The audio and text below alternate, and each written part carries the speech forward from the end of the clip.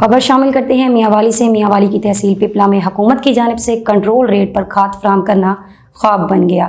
اکلوتے cell point پر بھگدڑ معمول۔ اسی پر مزید تفصیلات جانتے ہیں پی این پی کے نمائندے چودھری محمد آصف آرائیں سے۔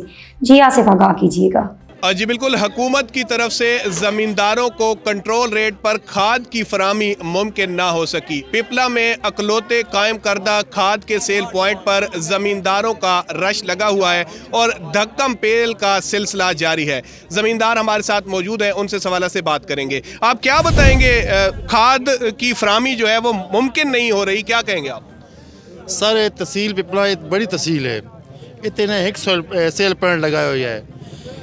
حکومت ساری اپیل ہے کم از کم 3 یا 4 بناؤ تاکہ زمیندار سو کیتی ونجن اور ان مشکل نہ آئے۔ بزرگ لوگ سویر دے 7:30 8 بجے آئے ہوتے ہیں، کئی بزرگ اتنے بے ہوش ہو گئے تو سامنے انہوں نے ہاسپٹل چاہ کھڑا نہیں، کئی کیونکہ بزرگ جو ہے وہ یہاں پہ بے ہوش ہو گئے ہیں اور رش یہاں پہ لگا ہوا ہے۔ زمینداروں کی طرف سے یہ مطالبہ کیا جا رہا ہے حکومت سے کہ یہاں پہ مزید کھاد کے سیل پوائنٹ قائم کیے جائے تاکہ رش کم ہو سکے اور زمینداروں کو بآسانی کھاد کی فراہمی ممکن ہو سکے۔ جی